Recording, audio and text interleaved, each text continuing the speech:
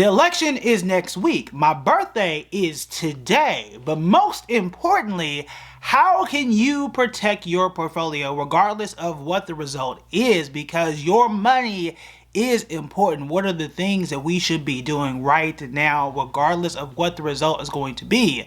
Let's go ahead and break it down. So as I mentioned earlier, it is my birthday. I'm 35. I am not wearing my normal uniform, okay? Because I'm excited and I get to be a little bit outside of my box today. But we're going to still talk about some education because it is a very important election. It's big and there's going to be some impact on your wallet. But we don't know exactly who is going to win, what the policies are going to be. But we got money on the line. We all have some money on the line. So what are the major things that we can do to kind of protect our portfolio and election proof as much as we can? I've got 3 major things that you should know and consider to kind of adjust your portfolio or at least be aware of. And these are all neutral that again should be on your radar, and some things again that you want to be aware of, some things you may want to adjust. I would suggest adjusting these sooner or later. Some of these you may want to talk to your accountant about and or your financial advisor as well, but they absolutely should be on your radar. Also, you don't have to do them immediately, but I would highly suggest doing them before the end of the year, because some of these, you can be elected by the end of next week or the end of election day, depending on who counts what, but also it's not going to take effect right until January. So you got a little bit more time as well. You got time to research, but here's what you need to know. Number 1, there could be a tax change on the way. And in fact, there is going to be a tax change on the way. So when Donald Trump was president, he passed a tax change, the Tax Cuts and Jobs Act. That is going to expire in 2026. So during the next administration, regardless of who is president, either he is going to revise or extend that, or Kamala could come in office or revise or extend it or come up with a completely different tax plan. If it expires, taxes could increase. That is a mortgage increase. I believe there's a tax increase on the highest tax bracket as well. What can you do if this expires, or if there's a completely new tax bracket, or taxes are cut altogether? There are a lot of things that could happen in this tax scenario. And also, there is one big thing that I feel like not enough people are talking about. Regardless of who takes the Oval Office, there's a thing called Congress, and the people in Congress are the ones who actually write the tax law. Who is the president cannot write tax law by him or herself. It is Congress that has to write the law and then pass it to the president for the president to sign into law and to then take effect.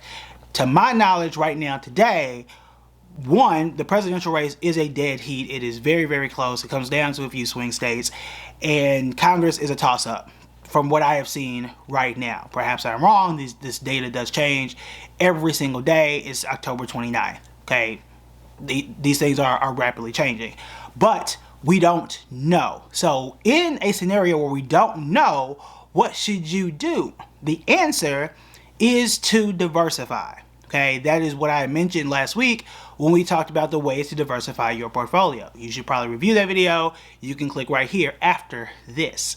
When it comes to taxes, there is what we call tax diversification, and that comes in 3 buckets. That is to have a taxable bucket, meaning I can buy and sell stocks right now and I get taxed at the end of the year. I'm not really concerned with how much money I can put in and take out, but I have the option to be taxed right now today. There is an advantage to doing that, though nobody likes paying taxes, but there is, again, an advantage to doing that. Then there's being taxed later. We call this tax deferred. The advantage of doing this is I can put the money in now, though I do have a limit. We have an IRA limit, right? But I don't have to pay taxes now today. So if my taxes are high right now, somebody say, hey, we're increase the tax rate. Personally, I don't care. I just turned 35. Today, I don't care what the tax rates are because I'm not going to pay them today because my taxes are what? Deferred. What I do care about is when I'm 59 and a half and I might decide to withdraw that money. That is what I care about, what the tax rates are.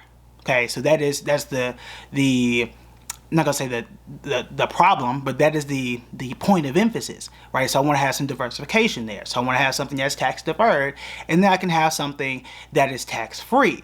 So I'm getting taxed now, but when I'm ready, I can pull that money out tax free. That's where we get these Roth accounts, Roth IRAs, Roth 401ks. So I want to have each of those three buckets. The reason is because I don't know who's going to be in Congress.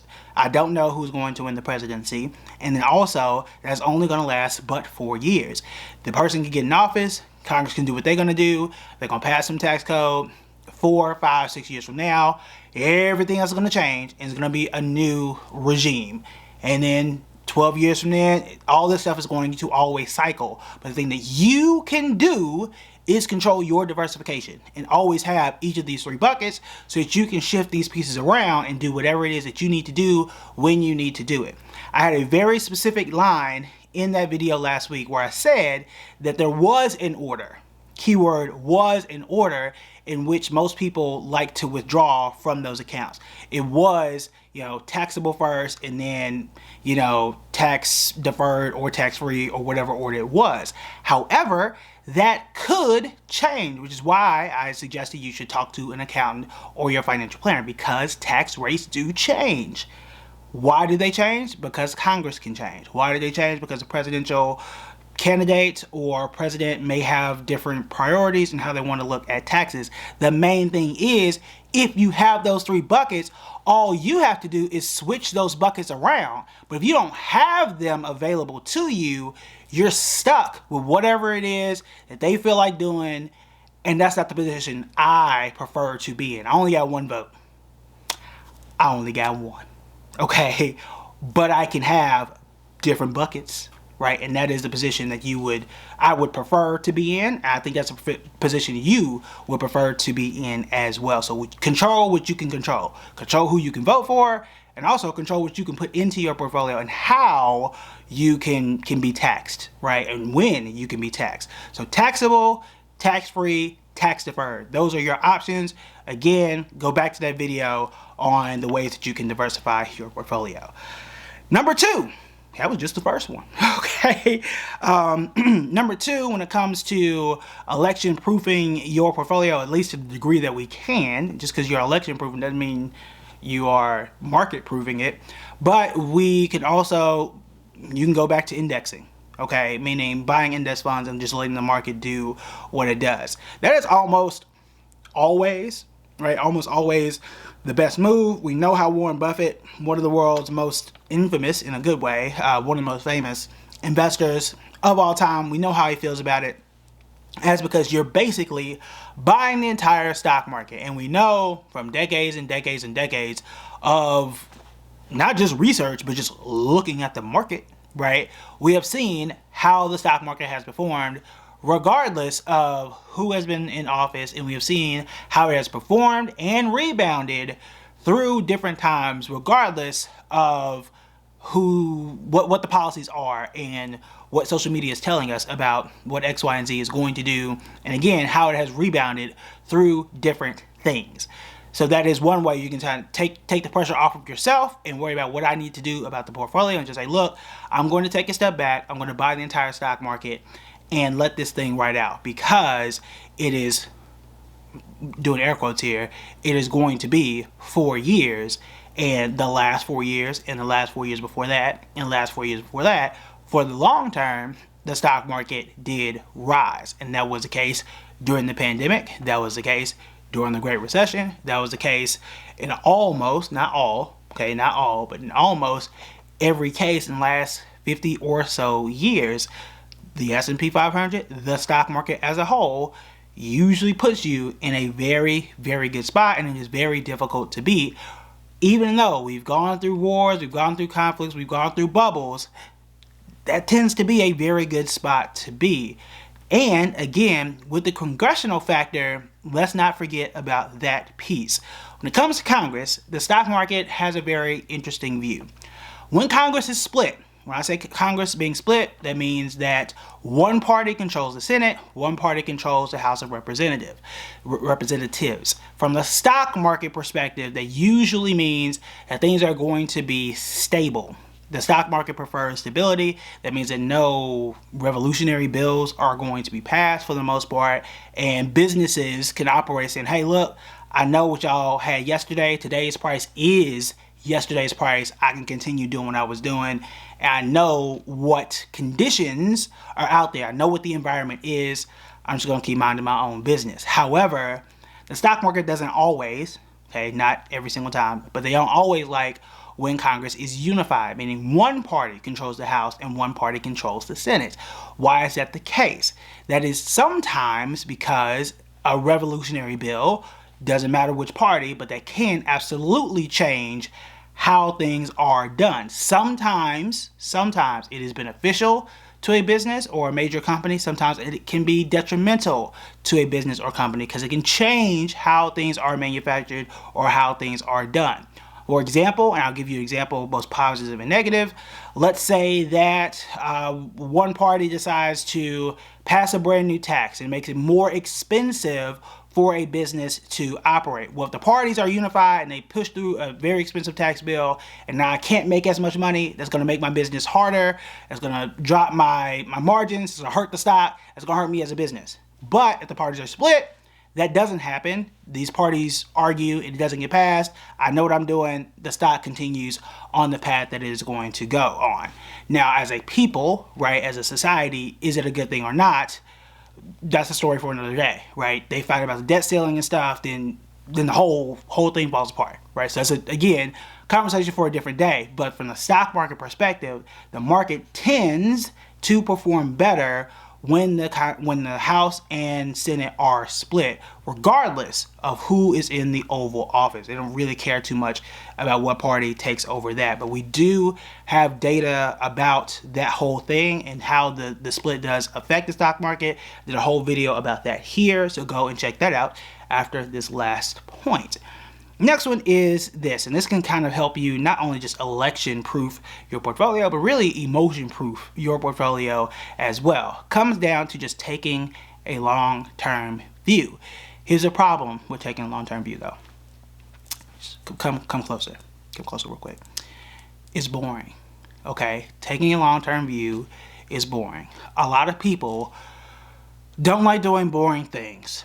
I'm sorry. I try to make investing as entertaining as possible. And I think I do a pretty good job. Okay, I think I do. But I'd rather be rich and boring than entertaining and broke. That's just my philosophy. Okay, like I don't put out a lot of hype stocks. I try not to. We don't do penny stocks. I don't tell you how to get rich overnight and get a lottery ticket because that stuff's not reliable. I don't do it. I don't like gambling. That's just not me. Okay. But for a lot of people, you know, when I say, hey, here's how you get rich and here's how the long-term strategy, sometimes you might have to invest and it might take a year and you have to come back and do research and evaluate. A lot of people don't want to do that.